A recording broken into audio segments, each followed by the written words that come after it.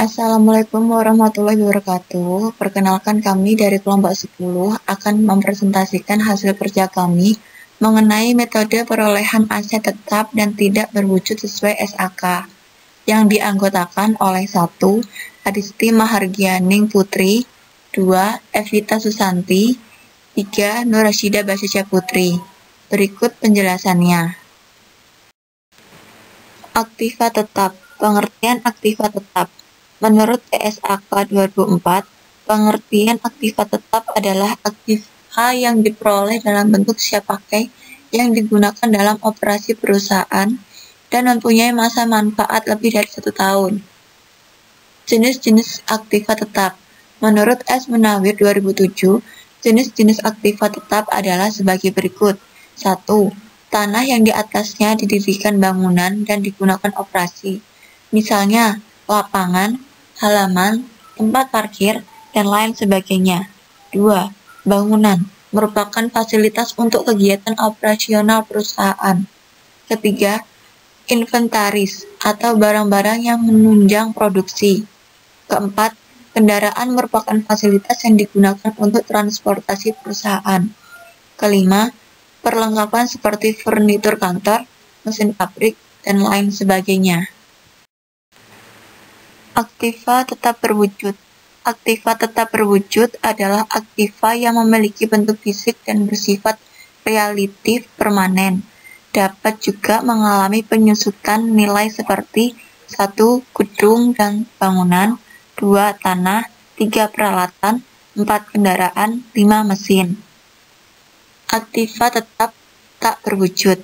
Aktiva tetap tak berwujud biasanya berbentuk hak-hak usaha yang dimiliki perusahaan antara lain 1. Lisensi, 2. Hak cipta, 3. Merek dagang, 4. Sistem keamanan, 5. Franchise.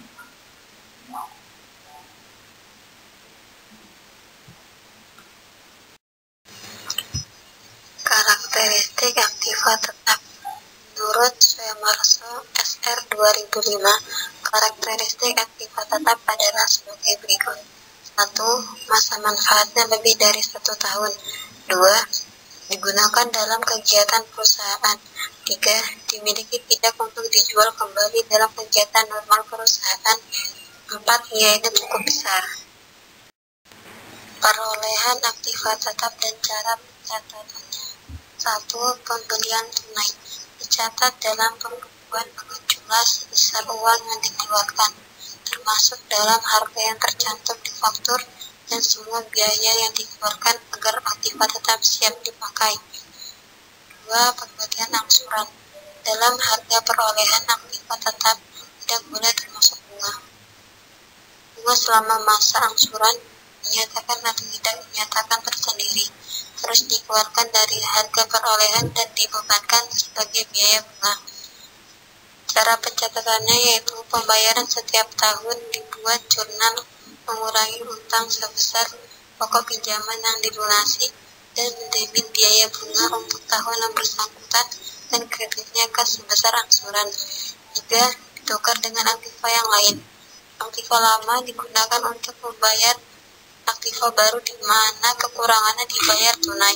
Kondisi seperti ini prinsip harga perolehan tetap harus digunakan, yaitu aktiva baru dikapitalisasikan dengan jumlah sebesar harga aktiva lama ditambah uang yang dibayarkan kalau ada atau dikapitalisasikan sebesar harga pasar aktiva baru yang diterima. Aktiva tidak terwujud. Pengertian. Menurut PSAK 19 Revisi 2009, pengertian aktiva tidak berwujud adalah aset non-moneter diidentifikasi tanpa wujud fisik dan dimanfaatkan untuk menghasilkan atau menyerahkan barang atau jasa, disewakan kepada pihak lain atau untuk tujuan administrasi. Diakuinya sebuah aktiva tak berwujud apabila 1. Perusahaan berpotensi mendapat manfaat ekonomi di masa depan dari aset tersebut. 2. Biaya-biaya dalam perolehannya bisa diukur dengan andal. Jenis-jenis aktiva tidak berwujud. 1. Paten. 2. Copyright. 3. Trademarks. 4. franchise and regency. 5. Goodwill. Masa manfaat aktiva tidak berwujud. Yang pertama, siklus hidup produk pada umumnya. Yang kedua, keusangan teknologi atau teknis. Yang ketiga, periode pengendalian aset. Yang keempat, ketergantungan masa manfaat aset terhadap masa manfaat aset lainnya. Hak yang termasuk dalam kategori aktiva tidak berwujud. Yang pertama, hak cipta untuk menjual, mengawasi, atau menerbitkan hasil karyanya. Yang kedua, hak paten diberikan kepada pihak yang melakukan penelitian dan menemukan hal baru untuk memproduksi, menjual, atau mengawasi temuannya dalam kurun waktu tertentu. Yang ketiga, hak merek dagang, simbol dari suatu produk, mencakup biaya perencanaan, desain, pembuatan logo, atau lambang termasuk perizinan merek dagang sampai sertifikat merek dagang yang diterbitkan. Perolehan aktiva tidak terwujud, dicatat dan diakui sebesar nilai faktur, juga ditambah semua biaya yang menyertai untuk mendapatkan aset atau hak.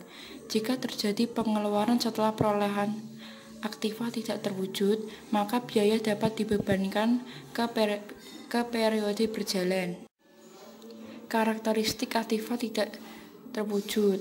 Yang pertama, kurang memiliki eksistensi fisik. Yang kedua, bukan merupakan instrumen keuangan.